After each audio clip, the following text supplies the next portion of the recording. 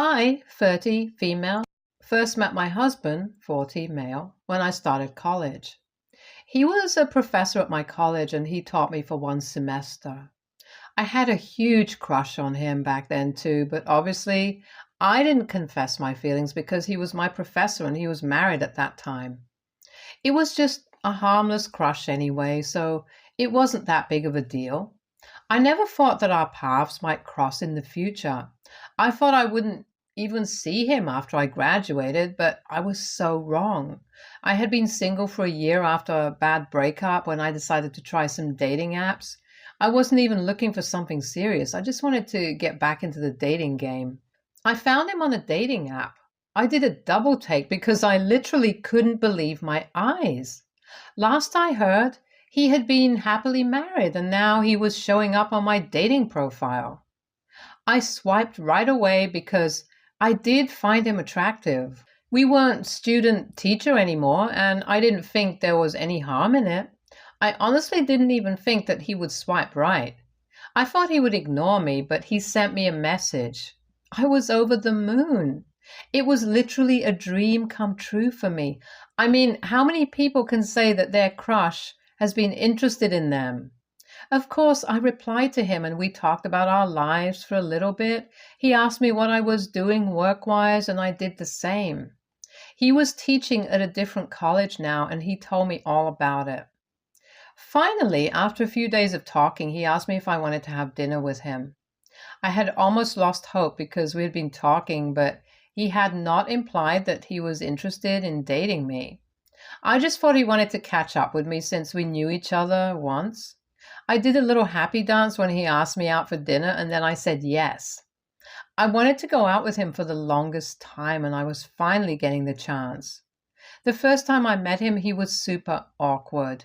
He even told me that he had never dated a former student, and it was weird for him. I told him that if he didn't want to go on a second date, I would totally understand. I would be sad, but I would understand. He said no so quickly that it made me laugh. He told me that it might take him some time to get used to this, but he liked me and wanted to go out again. I didn't tell him that I had a crush on him back in college because I didn't want to freak him out even more. I wasn't looking for a serious relationship anyway, so I thought going on a couple of dates with him wouldn't be a problem. I didn't even realize when those couple of dates became a date every week. And then it became a date every other day. And before I knew it, I was in a relationship with him. I have never had such an easygoing relationship before in my life, and it was impacting my life so positively. Being with him made me so happy, and he was always a gentleman, unlike my ex-boyfriend. We had been dating for a few months when we talked about the exes. He told me that his ex-wife had cheated on him and they had been divorced for 2 years. They had also been separated before the divorce. I felt so bad for him. Cheaters are the worst people in the world. I eventually told him about my crush and we laughed so much about it. I said that I manifested him into my life and I didn't know if that was true or not, but I was grateful either way. I had never been happier with any of my partners than I was with him, and he probably felt the same way because he asked me to marry him after a year of dating. I was obviously overjoyed because I loved him so much, and I said yes immediately. My parents were very happy for us, and so were his. I was a little skeptical about his family because they have been a little indifferent to me ever since I met them, but they seemed happy about our engagement. I sort of knew that they would eventually come to like me, but their behavior was stressing me out big time. My husband did try to convince me that his family liked me, and even if they didn't, it didn't matter. But of course it mattered. I didn't want there to be any bad blood between us. They loved his ex-wife and always talked about her fondly. It used to upset me a little because they still liked her even after she cheated on him, and they weren't ready to give me a chance. But I understood because they had known his ex-wife for way longer.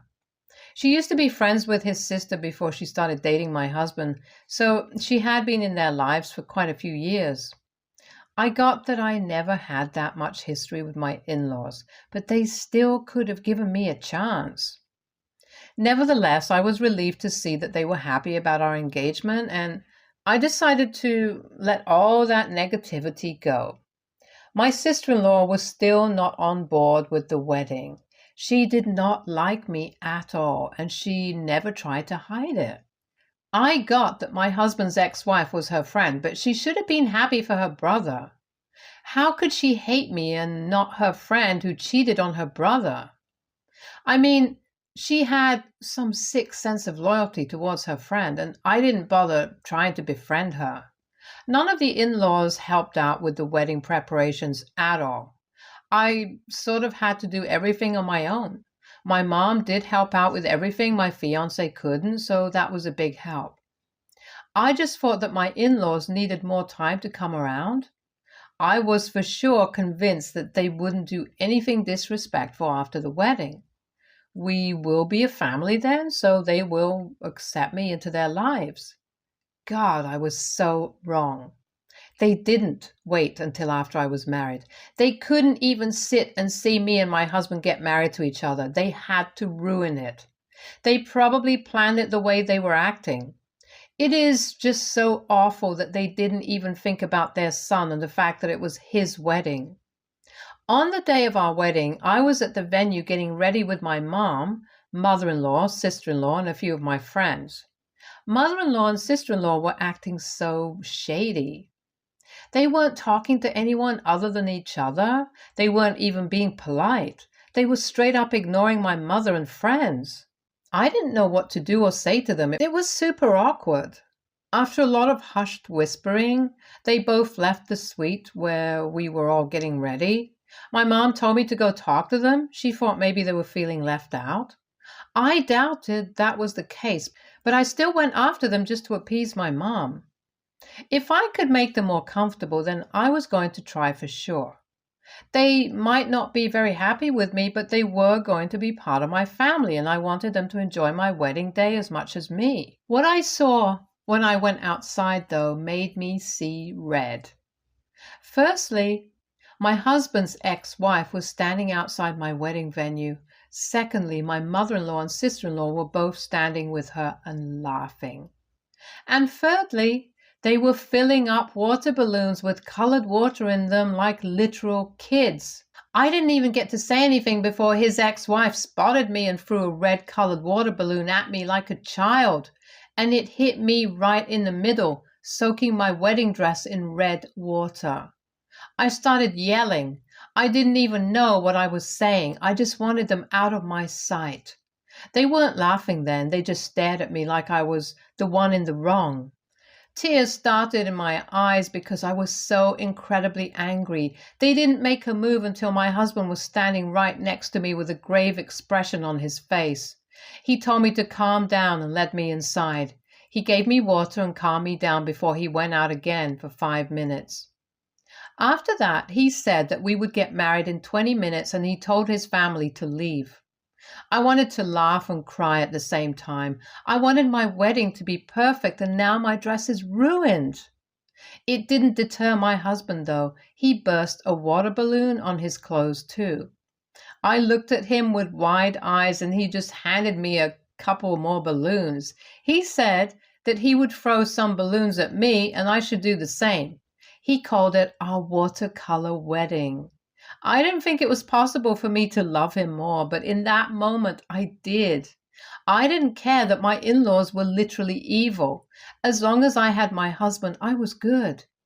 We did get married with colorful clothes, and the absence of his family was the cherry on top. I never wanted to see them again, and I didn't want my husband to ever see them either. Am I the a-hole for feeling relieved that my husband got rid of his family at our wedding and that I don't want him to do anything with them again? Update 1. So my husband and I left for our honeymoon right after our wedding. He insisted that we both be off our phones so no one would disturb us. I can't even live without my phone, but I gave in to make him happy. It was the most perfect week of my life. I did not miss my phone whatsoever. I was just so happy. I was constantly smiling when we got back from our honeymoon. We stopped by my parents' place to let them know that we were back and I missed my parents, so I wanted to see them. My husband didn't even mention his parents, so we went home after that. It wasn't until we were home that I realized that my phone was still in the car. I went to get it, and as soon as I turned it on, hundreds of notifications started blasting. There were missed calls and texts. The majority of them were from my in-laws, and they were all so hateful that I couldn't believe my eyes for a second. My sister-in-law had written such awful things that I started crying. I didn't deserve their horrible behavior. I hadn't done anything wrong, but I was always at the receiving end of their verbal lashings. They were the ones who ruined my wedding until my husband saved the day because he was so wonderful. They should have been ashamed of themselves and should have apologized to me, but here they were, telling me how I had broken their family and ruined their lives. They had no right to do any of that. When I didn't get back inside the house, my husband found me in the garage. I knew I was upset, so he took my phone and read some of the messages. He assured me that we would talk to them, and I shouldn't take any of it to heart. Easier said than done. It isn't exactly easy to not take their words to heart, even though I know they were the ones who were wrong 100%. My husband wanted to have a chat with his family alone because he didn't want me to be upset, but I insisted that he invite them to our place. I wanted to be there when they talked. My mother-in-law and sister-in-law came for lunch. They probably thought my husband had called them to reconcile because their expressions fell when they saw me. They probably expected me not to be there. Tough shit. I wasn't going anywhere. They weren't just playing with my life or my husband's. They were hell-bent on ruining my marriage all because of that cheating ex-wife of his. I couldn't have that. I thought we would talk to them after lunch, but my husband had different plans. He confronted them as soon as they set foot in our home. He asked why they did what they did at our wedding, and his sister very snidely said that they were just looking out for him. She said that they knew my husband still loved his ex-wife, and I was just a rebound. She kept talking and saying hurtful things, not reading the room at all. I could tell my husband was at the end of his patience. He cut her off abruptly with a shout and told her to shut up. He told her that he didn't love his ex-wife at all and that marrying her was the biggest mistake of his life. He said that she made his life miserable while they were married, and then she went ahead and cheated on him. I looked at him wide-eyed because he had never bad-mouthed her. He had told me all about his marriage and how unhappy he had been, but he was too good of a person to bad-mouth his ex-wife, cheater or not. His family actually brought out the worst in him. He was looking very distressed, and I wanted to save him from feeling vulnerable in front of his family. So I told them to leave. They just looked at me like I was stupid. I told them again, more assertively this time, to leave or I would have someone throw them out. They hurried out after that, and I came back to my husband. He was so shocked. He confessed that he never talks like that. I knew that, and the fact that he was still trying to comfort me made my heart break for him. His family had messed him up. And then he got married to the devil and got messed up even more. Update 3. So we didn't hear from his family for a few months after that fight where my husband lost his cool. It took him a while to recover from it too because he wasn't an angry person. But his family just got on his nerves. I really thought we were past the nightmare that was his family, but boy was I wrong. I had just reached home after work one evening and found my husband's ex-wife standing in our driveway. I really didn't want to talk to her. I thought about ignoring her altogether and going inside, but I wasn't that person. I got out of my car and asked her what she wanted. She said she wanted to have a chat with me. I told her that I didn't have anything to say to her, to which she rolled her eyes like I was the intolerable one here. I told her that I wouldn't let her inside my home so she could say whatever she wanted and leave. She told me that she still loved my husband. I don't know why she was telling me that. I told her that she was embarrassing herself and she should move on because I could guarantee that my husband didn't feel the same about her. She looked at me like I lost my mind and then started laughing. I didn't have time for her bullshit. I wasn't completely sold on her after she threw a water balloon at me on my wedding day like a juvenile, so I started to move towards my house. She tugged on my bag and pushed me a little to stop me. I asked her what was wrong with her. She was acting like a crazy person. We were not in high school fighting over a guy. I told her to act like a grown woman, and if she wanted to confess her love to my husband, then talk to him. I had nothing to do with their relationship. I knew my husband would not even listen to a word she had to say anyway. I literally shoved her away before I went inside. I was so sick of these people trying to butt into my marriage. I did not sign up for his crazy family and the psycho ex-wife when I married him. Update 4. So I confided in my husband about how his ex-wife cornered me outside our home and was saying a bunch of nonsensical things. I really didn't want to burden him with this stuff because he just looked so tired of it. I knew this constant involvement of his ex-wife and family was taking a toll on him, but I couldn't tell him. I never hid anything from him, and this was all directly related to him. I told him what she had said, and he looked so pained that I almost stopped. He assured me that he did not feel anything towards her, which I knew. He didn't have to reassure me at all, and I hated that he had to because he wanted me to have no doubts. It was so disheartening to see that they were causing problems in our marriage. I told him that he didn't need to say anything to me and that I believed him 100%. He just got so emotional. He told me that he never wanted to put me in a position like this and that he hated how his past life was ruining our present. He looked so helpless when he said that he couldn't protect me from all of this negativity. It brought tears to my eyes. I told him that he didn't need to protect me and that we could just handle it all together. He told me that he would get a restraining order against the next person who showed up at our house to disrupt our lives, whether it was his sister, mother, or ex-wife. He was trying his best to shield me from them, and I was grateful for it. They didn't show up after that day, and our lives were almost back to normal when I found a recording device in my bag. Update 5. A few months after I had that run-in with his ex-wife, I had a horrible day at work.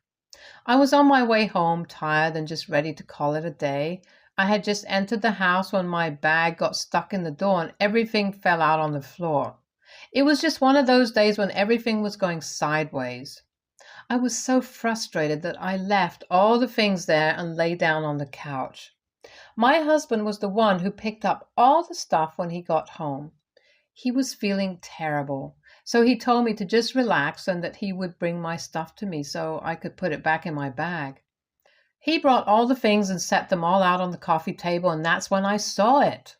A small black digital recorder that I didn't know what it was when I first saw it. I told my husband that it wasn't mine. He searched for what it was and then told me that it was a recorder and it was on. I was super scared because I didn't even know how long that thing was in my bag or who had listened to my conversations. My husband seemed to figure it out first, and he looked so pissed off. He got up and called the cops at once. I knew who it might belong to, but I just didn't want it to be true because putting a recorder in someone's bag was downright psychotic.